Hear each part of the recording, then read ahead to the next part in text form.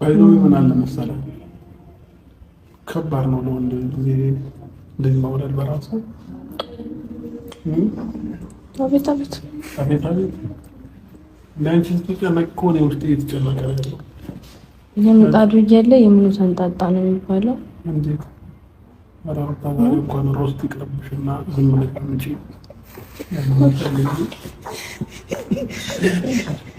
እሺ ባይ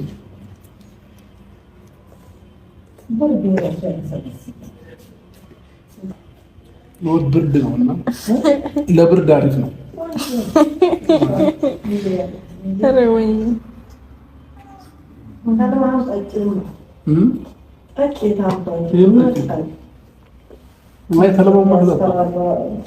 ያደርግጠዋል።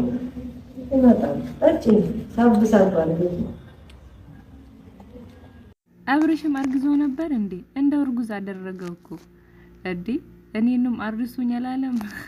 ሩታዬ አላህ ይድረስልሽ፣ አላህ በሰላም ይገላግልሽ የኔ ውድ ማለት ነው። እንዴት እንዳሳዘነችኝ የምር ወይኔ ፈጣሪ ይድረስልሽ። ሁላችሁም እስኪ ዱአ አድርጉላት፣ አላህ በሰላም ከልጇ ጋር እንዲያገናኛት እንዲጨምራት ማለት አላህ ጤነኛ የሆነ ልጅ የሚያስደስትሽ ሀገራችንን የሚመራው ሰላም የሆነ ልጅ አላህ ያሳቅፍሽ። ሌላ ምንም አይደለም። አላህ ይድረስልሽ። በዚህ ጭንቅ ጊዜ ከባድ ነው የምር። እንዴት እንደሆነች ትስቃለች። አሁንም ደግሞ ፊቷን ወይኔ እንዴት እንደምታረገው። አሰላሙ አለይኩም ወራህመቱላሂ ወበረካቱ። ድና የተከበራችሁ የቻናል ቤተሰቦች እንደምተከታታዮች እንዴት ናችሁልኝ? ደህና ናችሁ? ወይኔ በጣም ደህና ነኝ አልሐምዱሊላህ። እናንተም ደህና እንድትሆኑ ተመኘሁላችሁ። ዛሬም በአዲስ ቪዲዮ መጥቻለሁ ማለት ነው። ያው ሩታዬ ሚጧ መጥቶ ሆስፒታል ገብታለች። አላህ በሰላም ይገላግላት። አላህ በሰላም ከልጇ ጋር ይጨምራት። ዱአ አድርጉ ሁላችሁ ማለት ነው። በየእምነታችሁ ጸሎት ዱአ አድርጉላት። የምር የኔ ውድ ስታሳዝን የምር በቃ ከባድ ህመም ማለት እናት ስትወልድ ነውና የምሬን ነው የምላችሁ። እኔ ባላየውም በጣም በቃ በህይወት የመፈራው ነገር ቢኖር ምጥ ነው። ምክንያቱም ስላየው ማለት ከአንድ 3 4 5 አይቻለውና ሰዎች ሲወልዱ በቃ በኦፕሬሽንም ብትሉ በሚጥም ብትሉ ብቻ ስቃይ ነውና አላህ Subhanahu Wa Ta'ala ቀለል ያድርግላትና ያንን ሚጥ እንደዛ ሲሰቃዩ አይቶ እንደገና ደግሞ የሚወልዱትም ነገር ለኔ ይገርመኛል። ግን ያንን ሚጥ ይረሱታል አሉ የምር ልክ ልጃቸውን ሲያዩ ይረሱታል አሉ። ለዛ ነው ደግሞ የሚወልዱት። ቢያስታውሱት ኖሮ ደግሞ አይወልዱም ነበር ምናምን የሚባል ነገር ሰማለሁ። ማለት ጠይቄ ነው እኔ ማለት እንደዛ ሆናችሁ ለምን ማለት ድጋሚ እንዴት ምናምን እላለሁና ግን ይረሳላሉ። እውነት ማለት በቃ ያን ከተወለደ በኋላ ይረሳላሉና እንደዛ ነው እላችኋለሁ። ሩታዬ ደግሞ ያው ሐኪም ቤት ገብታ አብርሽ ደግሞ ማለት አርግዟል እንዴ? እንደ እርጉዝ እኮ ካላደረገኛል ማለት አጥሚትም እየጠጣ ነው ያለው። ተልባዩን አላቅም ብቻ እየጠጣ ነው ያለው። እኔም አርግዣለሁ፣ እኔም መውለድ አለብኝ እና ከሩታ እኩል አርሱኝ እያለ ነው ያለው። በነገራችን ላይ አብርሽ በዚህ ሰዓት በጎን አሁን መሆኑ በጣም ደስ ብሎኛል። ማለትም ባሏ ነው በቃ በዚህ ሰዓት ከጎና ሆኖ የምር አንዳንድ እህቶቻችን እኮ ማለት ነው ባላቸው የለ እናታቸው የለች በስደት ሀገር ማለት ነው። ሩታን አስቧት እስኪ ስንት ሰው ነው ያጀባት? የምር በስደት ያላችሁ አላህ ይደርስላችሁ። እኔ በቃ መጣችሁብኝ የምር ማለት ከባድ ነው በስደት በተለይ ባሎቻችሁ ወደ በረሃ ምናምን የሚሰሩ ሰዎች እቃማ የሌላቸው ሐኪም ቤት መሄድ የማይችሉ በቃ አሁን እንያዛለን ብሎ የሚፈሩ ሰዎች አብዛኛው ጊዜ አይሄዱም። ወይም ደግሞ አብዛኛው ሰው አቤትም ይገላገላሉ መሰለኝ እዚህ ስደት ሀገር ላይ። ግን ብቻ አለ አይደል አሁን ሩታዬ ድልተኛ ናት፣ የምር ድልተኛ ናት። ምክንያቱም ባላ አጠገባ ሆኖ እናቷ አጠገባ ሆና የአብርሽ ጓደኞች አጠገቡ ሆኖ እና ይሄ ሁላ ሰው ከባድ ነው ያለችውና በቃ ሞራንም ይሆናታል።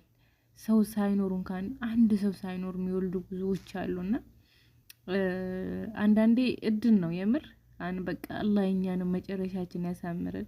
ምናልባት ግን የኛንም መጨረሻችን ከይረን ነገር አስቦልን ይሆናልና ለሩታዬ ደግሞ ዱአ አድርጉላት። ምንም ሳትጨነቅ ምንም ድምጿ ሳይሰማ ልጇን በሰላም እንድትገላገል ዱአ አድርጉላትና ሌላ ምንም ምላችሁ ነገር የለም።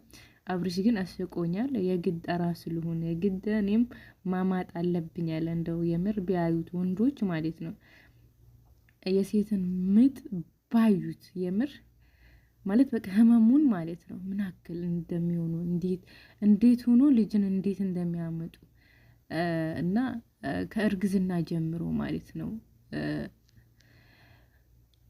ብቻ ብዙ ስቃይ አለ። እኛ ዝም ብለን አይደለም የተፈጠርነው ዞር ብለን እናቶቻችንን ነይ በተለይ እንደዚህ ለአቅመ አዳም የደረስን ሰዎች እና እንደዚህ አይነት ስናይ ነጊም በኔ ነው ነጊም እንደርሳለን እና ፍርሃትም የሆነ ለዛም ሰው መጨነቅ ምናምን ነገር እንትን ስሜቱ ይጋባብናል እና አላህ በሰላም እኛንም በምንፈልገው ያድርሰን። ሌላ ምንም አይደለም። ልጅ ደስ ይላል፣ የምር ልጅ ደስ ይላል። ልጅ ከምን እዚህ ምድር ላይ እንደ ልጅ የሚያስደስት ነገር የለም። የምር የፈለገ ሀብታም ብትሆኑ የፈለገ ታዋቂ ዝነኛ ብትሆኑ ልጅ ከሌለ ምንም ነገር አያምንም። ውበታችሁም ከልጆቻችሁ ነው እና አላህ ይወፈቀን ለሁላችንም። ላላችሁም ደግሞ አላህ አብሳሊ ያድርግላችሁ ለሁላችሁ ማለት ነውና በተርቢያ የሚያድጉ አክላቃቸውን ይዞ የሚያድጉ ያድርግላችሁ ከምንም በላይ ማለት ነውና ልጅን የሚመስል ነገር የለም። ቅድም እኮ የሆነ ቪዲዮ አይቼ ነበርና